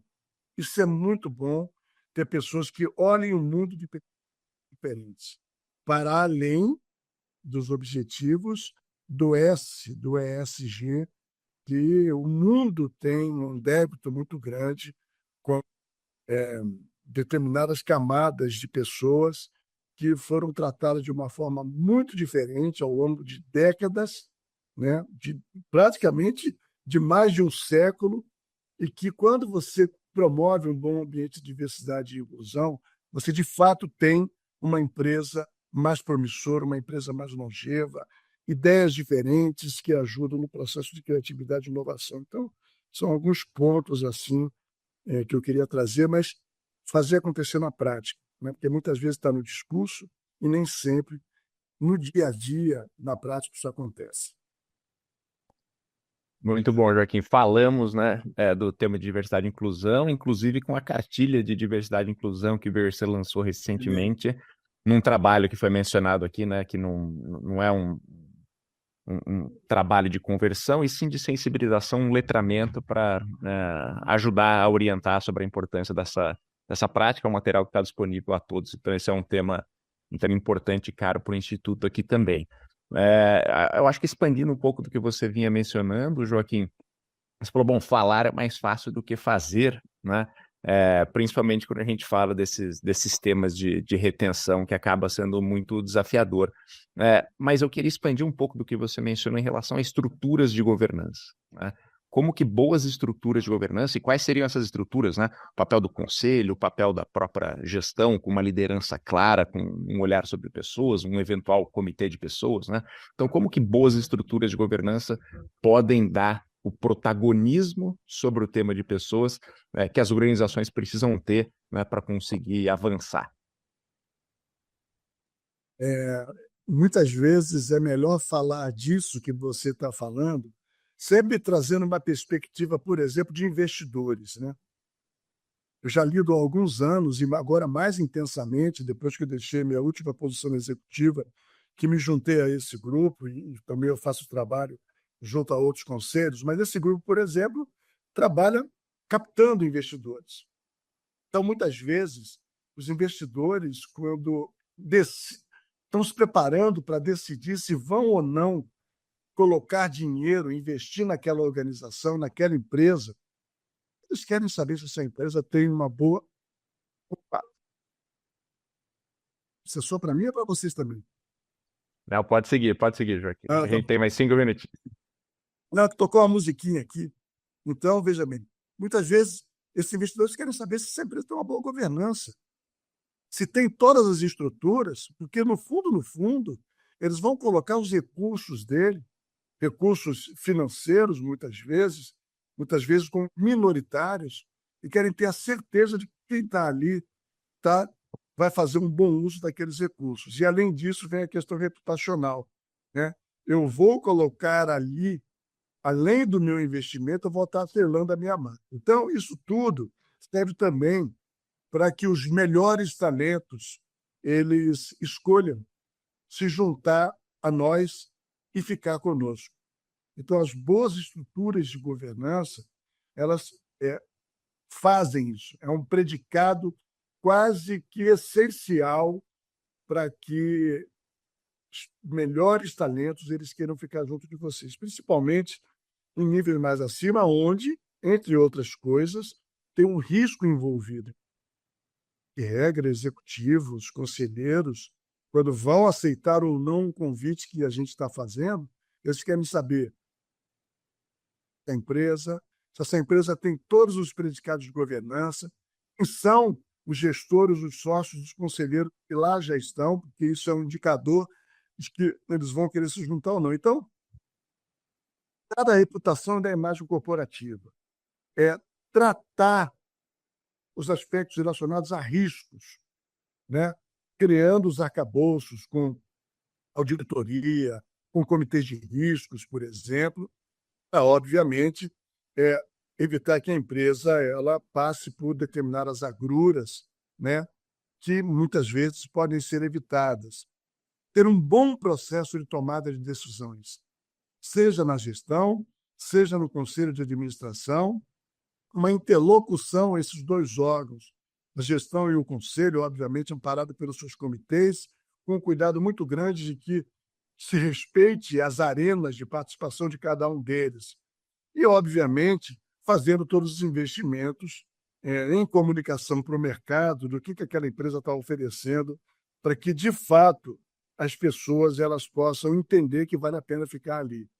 Não são raras as situações que empresas relativamente longevas, que quando tem um problema de governança lá em cima, onde ninguém se entende, isso às vezes escorre pelas escadas, que bons talentos, temerosos com o que pode acontecer por uma estrutura de governança que não se fala, que não se entende, que dá sinalizações que nem sempre são convergentes, se acabam indo buscar a sua felicidade em outros locais. E, com isso, levam o seu talento, né? O talento que ela tem e pode empregar dentro da empresa, levam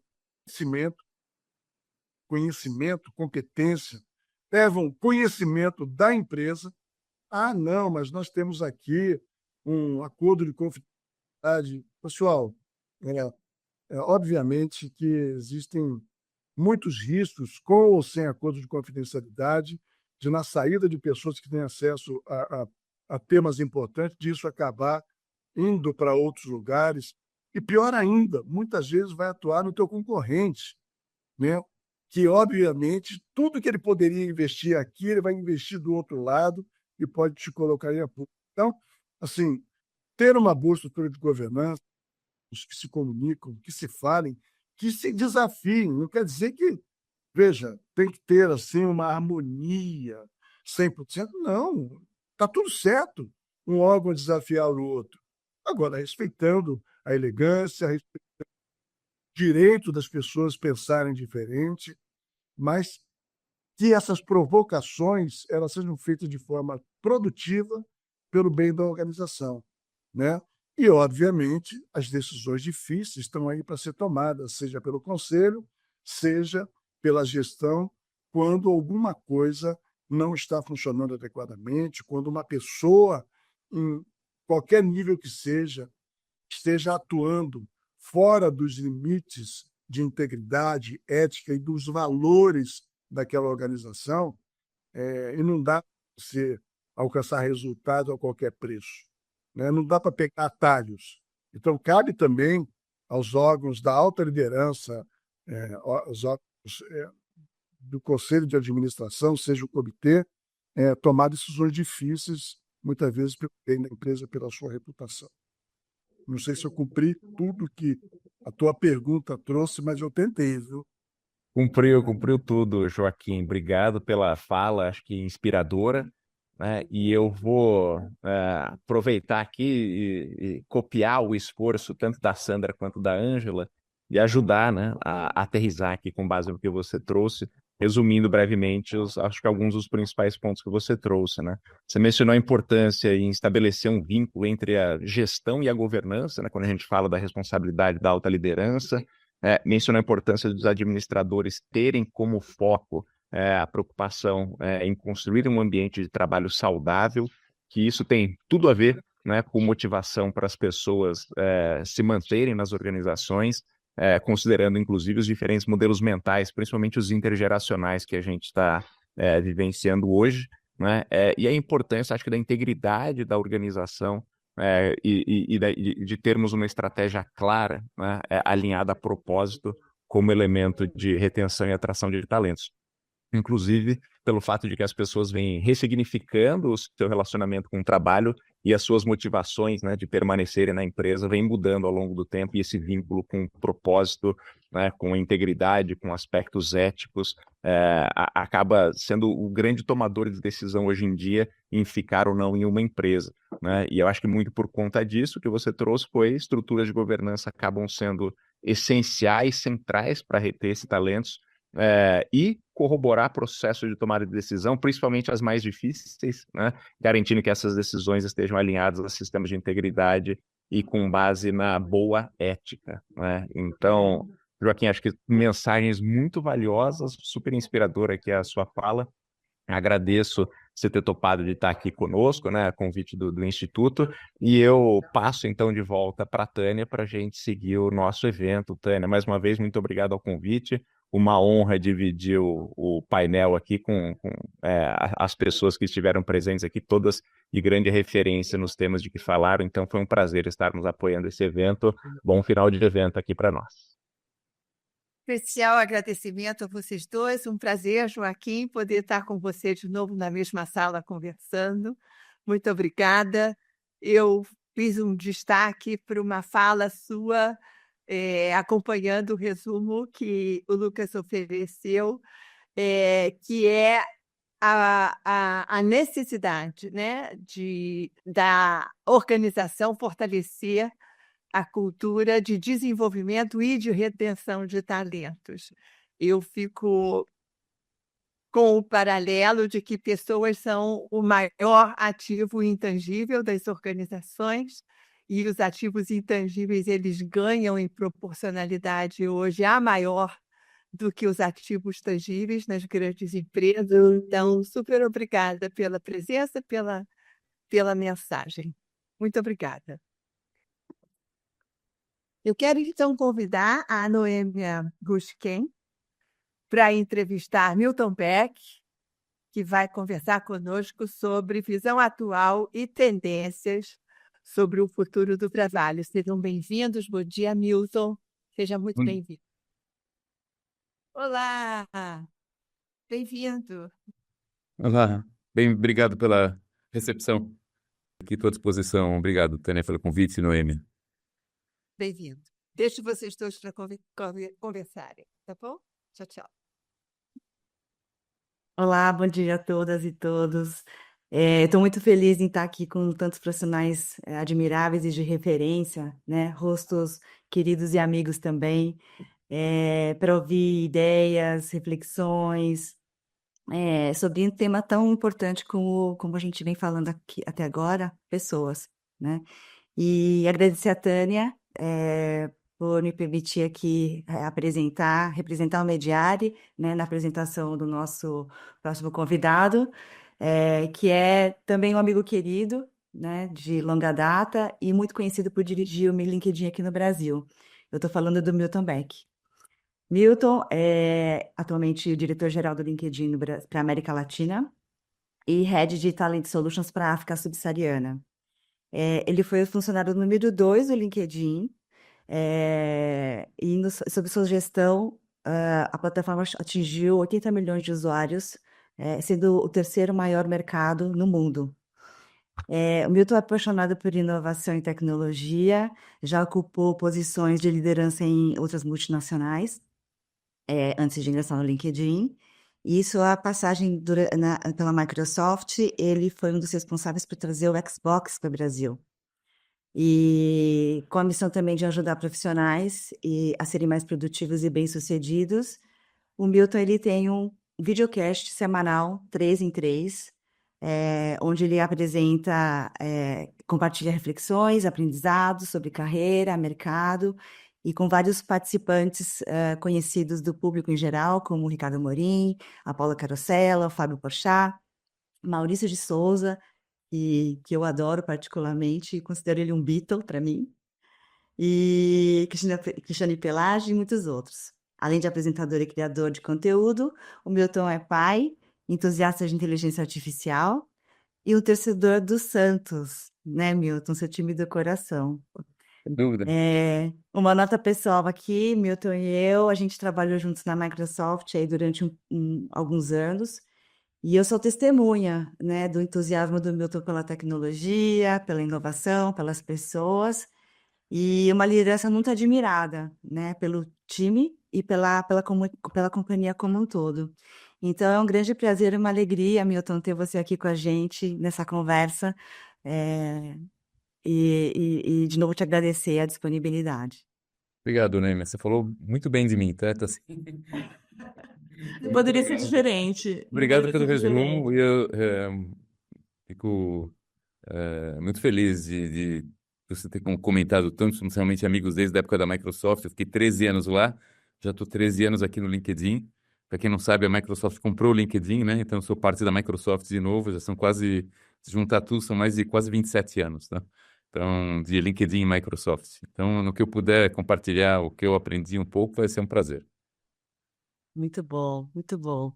Milton, começando aqui nosso bate-papo, eu acho que eu vou te pedir para contar para a gente, pela sua posição, né, eu posso dizer privilegiada, no LinkedIn, você tem uma visão sobre muitas tendências aí sobre o futuro do trabalho, e eu queria te pedir para contar um pouco para a gente aqui a sua visão sobre a situação atual e as principais tendências. Ok. Obrigado pela pergunta, Noemi. Antes de começar, você dá para homogeneizar o conhecimento. Vou falar como são os números do LinkedIn hoje no mundo, tá? Então, o LinkedIn hoje tem 1 bilhão de usuários, pouco mais, tá? De 1 bilhão de usuários, nós temos 65 milhões de empresas que têm seus perfis no LinkedIn. Nós temos 14 milhões de vagas de trabalho publicadas. Nós temos 70 mil habilidades que podem variar entre eu sei programar em Java ou eu sou bom em comunicação, tá? Então, são mais 70 mil, são 22 mil cursos disponíveis na plataforma online e todo o conhecimento e posts compartilhados, tá? Então, com todo esse ecossistema, os profissionais estão lá para desenvolverem suas carreiras. E esse desenvolvimento de carreira pode ser através da busca de um novo emprego, né? Pode ser através de empreendedorismo, aprendendo, desenvolvendo novas habilidades para adquirir novos conhecimentos, conhecer empresas, conhecer pessoas, assim por diante. Todo esse fluxo na rede, ele gera uma quantidade muito grande de dados, né? Então, por exemplo, hoje, a cada minuto, nós temos 5 milhões de pontos de dados novos que o sistema recebe, tá? Esse ponto pode ser alguém procurando um emprego ou alguém notificando que desenvolveu uma habilidade nova, tá? Então, com essas informações, a gente consegue desenvolver um mapa econômico dos profissionais do mundo, que a gente chama de Economic Graph. E a gente consegue ver tendências. Então, por exemplo, tendências de aonde tem mais vagas sendo publicadas e tem menos pessoas aptas a preencher essas vagas. Aonde eu tenho mais crescimento de demanda de uma determinada função. Então, existe uma inteligência de negócios muito grande que a rede proporciona, né?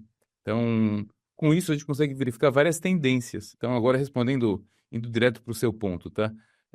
O que a gente tem visto mais recentemente é uma mudança da expectativa das empresas com relação a quem elas vão contratar e por quê, tá?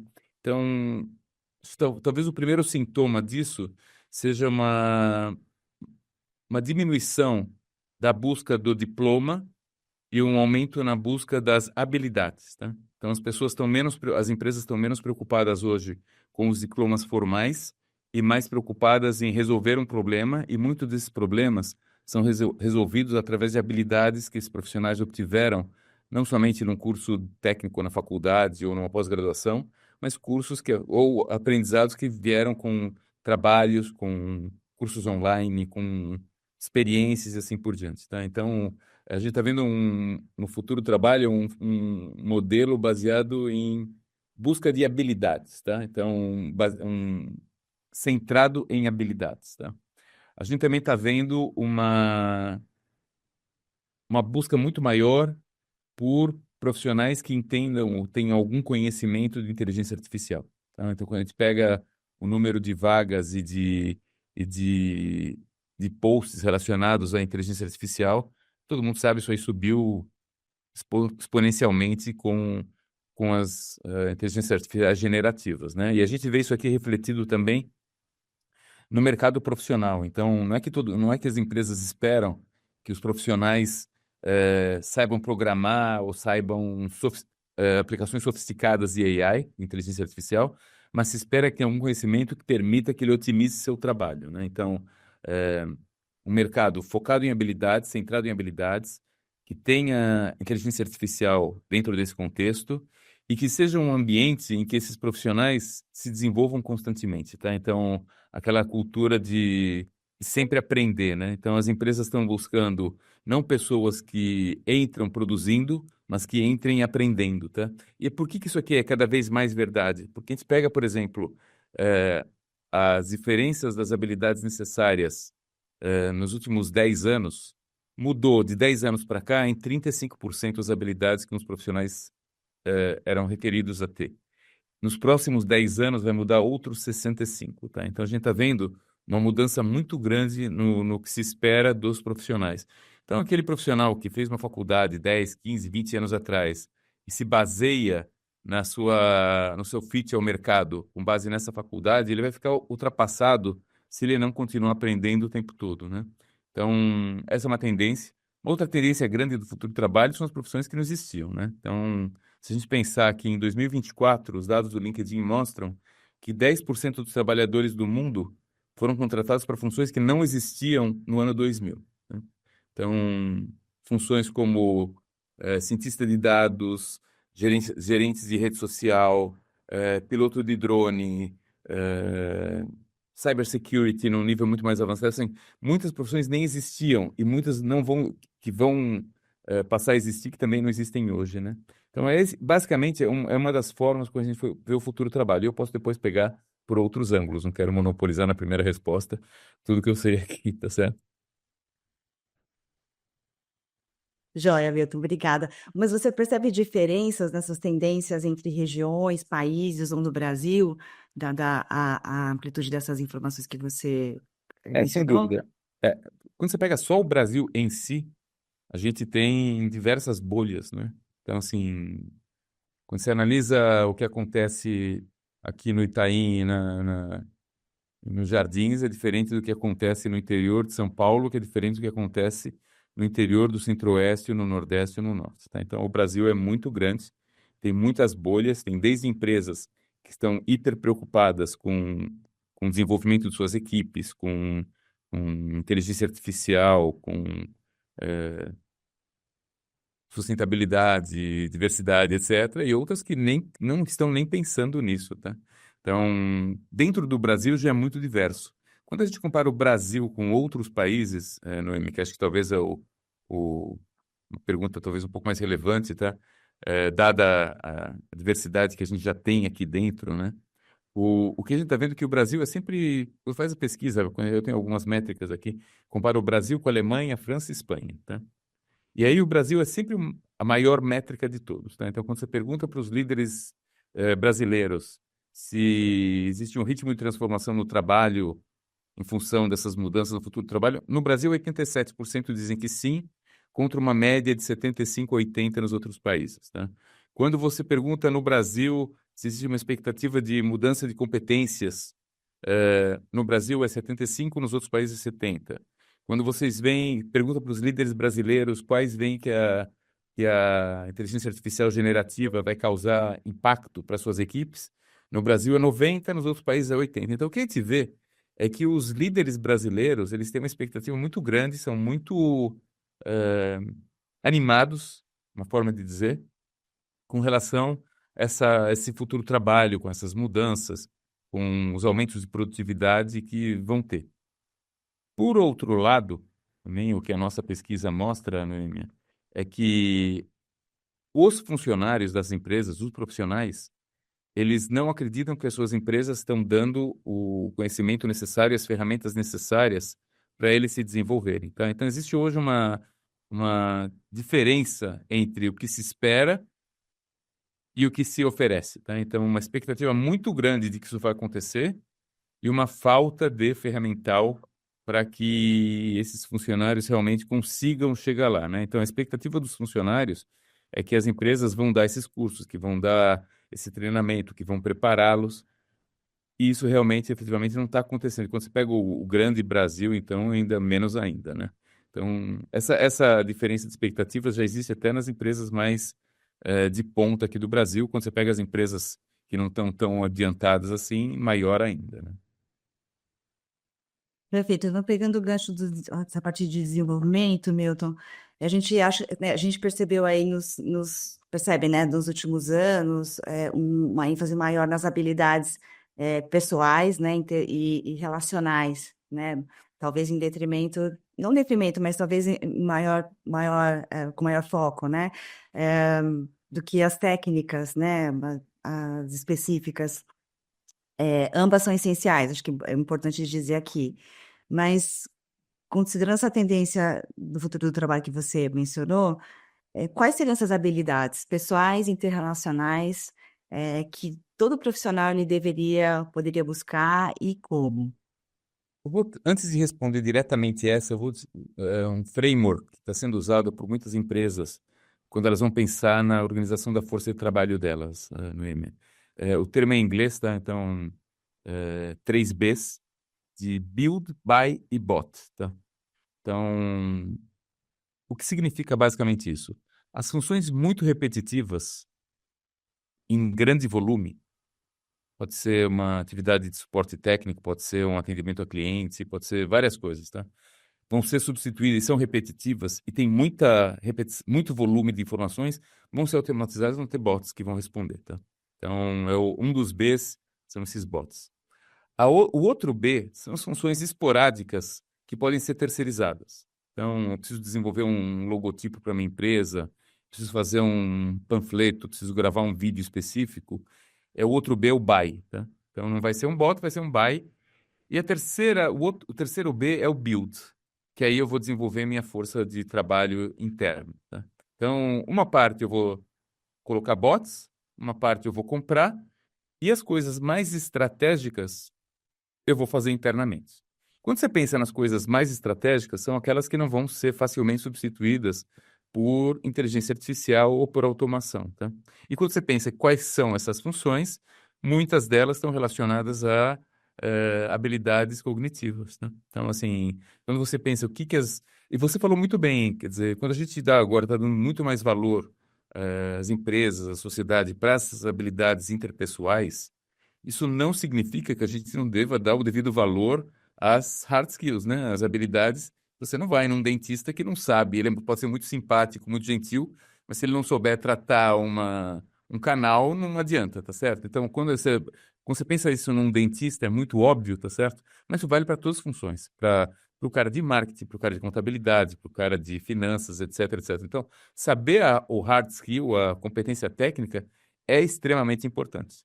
Mas já sabendo que algumas das tarefas repetitivas, das tarefas que podem ser automatizadas, vão ser substituídas mais cedo ou mais tarde, o que as empresas estão buscando são essas habilidades cognitivas que estão relacionadas com pensamento crítico, estão relacionadas com comunicação, com flexibilidade mental, desenvolvimento de relações, mobilização e liderança de equipes, empreendedorismo, atingimento de métricas.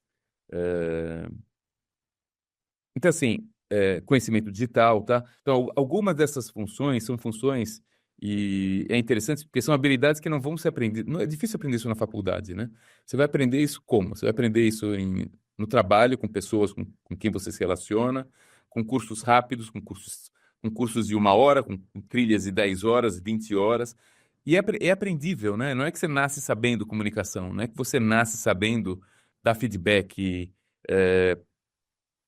trabalhar com pessoas que pensam diferente de você. São coisas que são passíveis de aprendizado e que muitas das instituições, vamos dizer, formais, que a gente pensava, né? Vou para a faculdade, vou aprender isso. As faculdades, às vezes, não estão muito focadas nisso, tá? E o LinkedIn, em particular, fazendo um pouco da propaganda aqui do que a gente faz, tá? A gente tem muitos cursos disso aqui, tá? Então, o que acontece? As pessoas entram num cargo de gerência, entram numa empresa com um conjunto de habilidades técnicas, e isso não é suficiente para elas serem bem-sucedidas. Então, normalmente eu vejo muitos casos em que as pessoas são contratadas pelas suas habilidades técnicas e demitidas pela falta de habilidades cognitivas, né? Então, e como conseguir isso em escala, né? Eu vou fazer um treinamento individual, eu vou fazer isso em salas de aula, ou vou fazer treinamentos online, tá? Então, quem está vendo aqui é um aumento muito grande da busca de aprendizado por ferramentas que podem ser num celular, num curso de 10 minutos, numa pílula de conhecimento, tá? São mudanças na forma de aprendizado, né? Perfeito. E, Milton, ambientes complexos, né, diversos, a gente tem incertos, enfim, em constante transformação. Acho que esse é uma parte importante da equação que a gente não pode ignorar, né? Então, as pessoas precisam ter. A gente tem a perspectiva dos indivíduos e esses indivíduos em relação, né?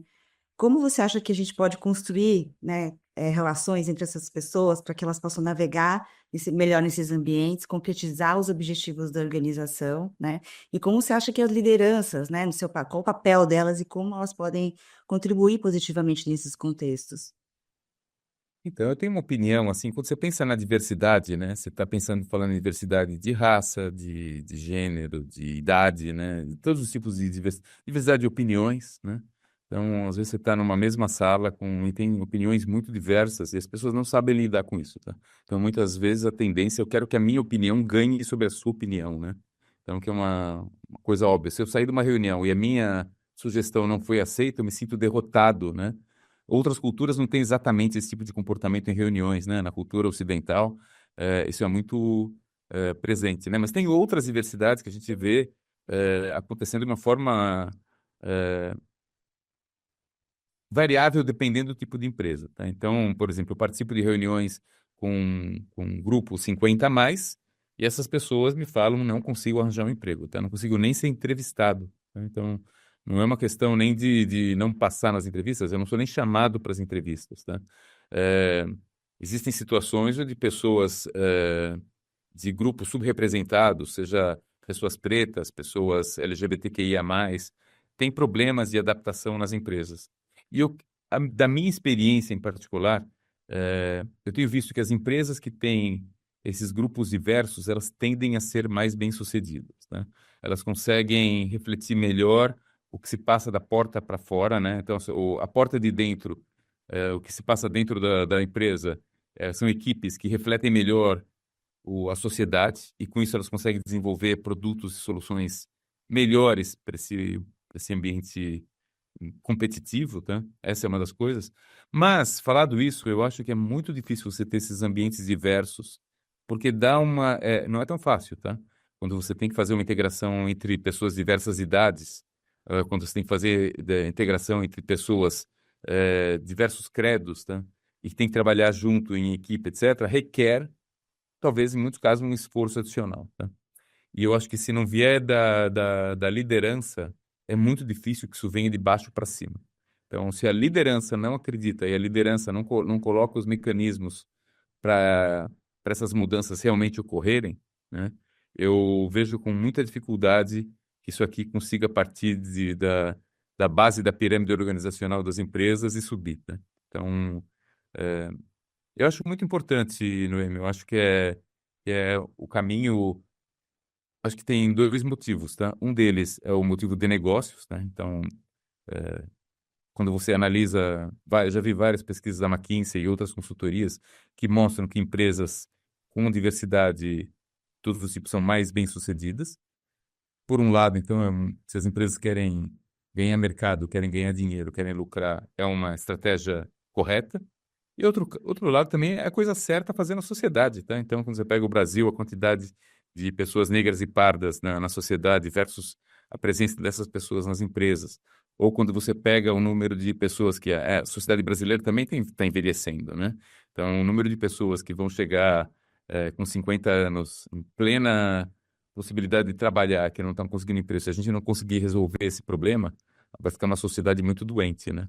Então, eu acho que a gente tem que começar a olhar isso aqui com mais carinho.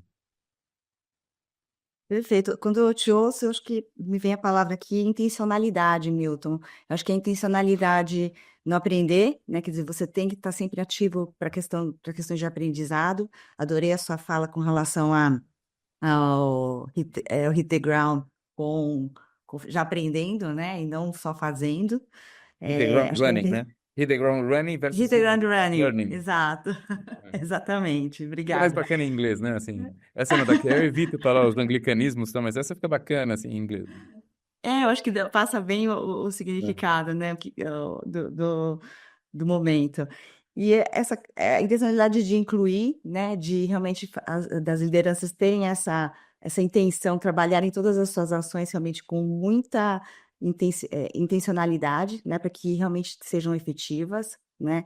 E eu acho também que assim, todos os dados que você trouxe, muito relevantes, né, a gente não pode desprezar. Me chamou a atenção a questão de como os líderes estão animados, os líderes brasileiros estão animados, e a discrepância, né, de certa forma, com, com o restante, né, da organização.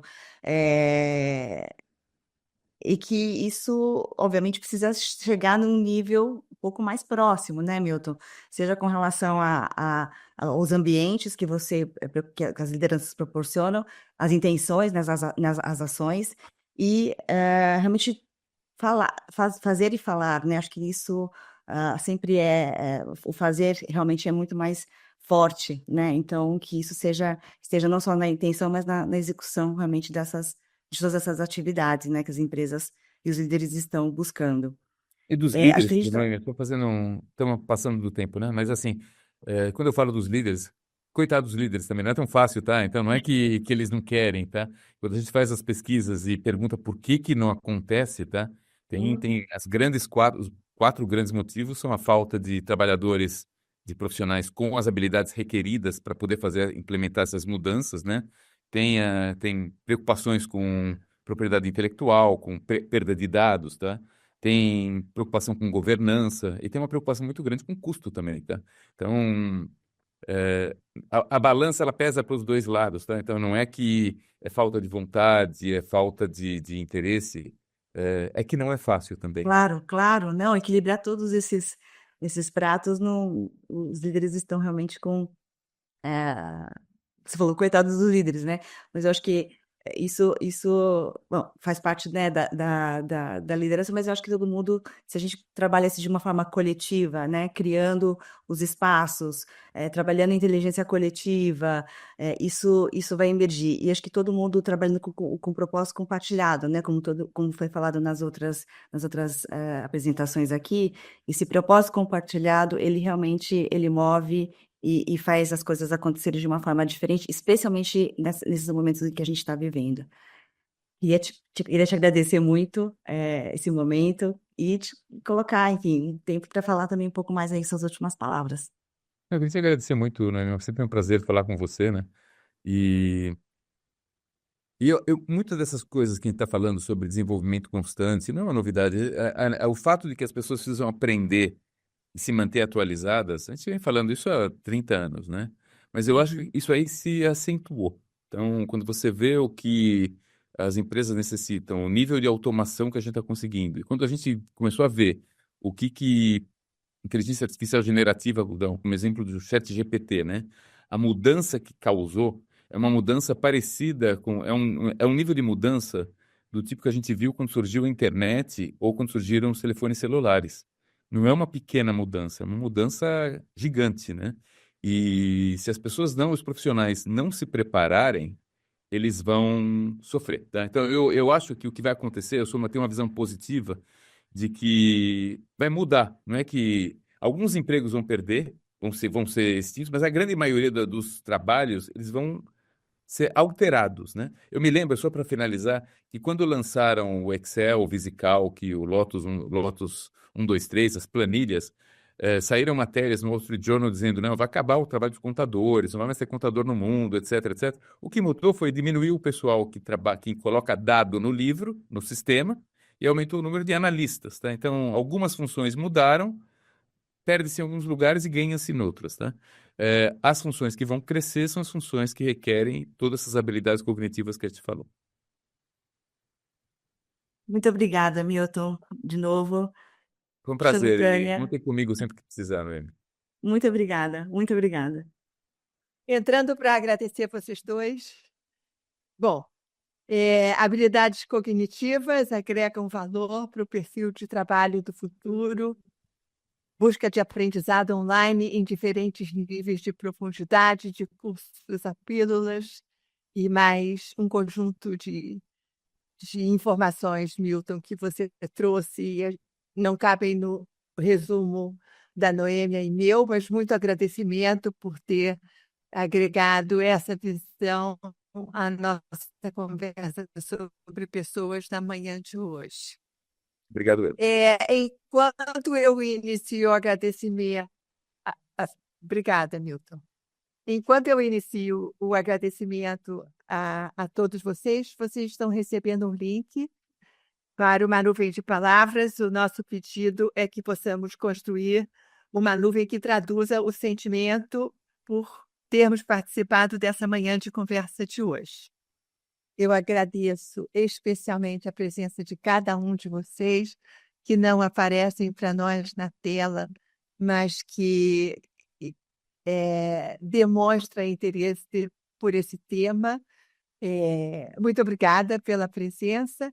Eu quero agradecer a cada host de cada Luminais, Sandra Guerra, Ângela Donágio, Lucas Lenhari e Noema Gusquens, e quero agradecer a cada palestrante, Ana Silvia Mate, Lara Yumi Becerra, Joaquim Rocha e Milton Beck, por contribuírem com reflexões sobre esse que é o maior ativo das empresas, as pessoas, o componente mais relevante na gestão de intangíveis. Então, a gente tem na tela o que significou para o conjunto de pessoas presentes estar conosco nesse momento. Nós vamos ter a gravação no YouTube das 4 entidades, e a nuvem de palavras vai fazer parte. Para aqueles que têm ainda um minutinho e possam deixar uma frase para os nossos palestrantes, porque serão entregues a eles e também comporão a nossa edição do vídeo da nossa manhã de hoje. Haverá um segundo link para vocês contribuírem, então, com frases. Tá bom? Muito obrigada. Uma alegria. Até a próxima. Tchau, tchau.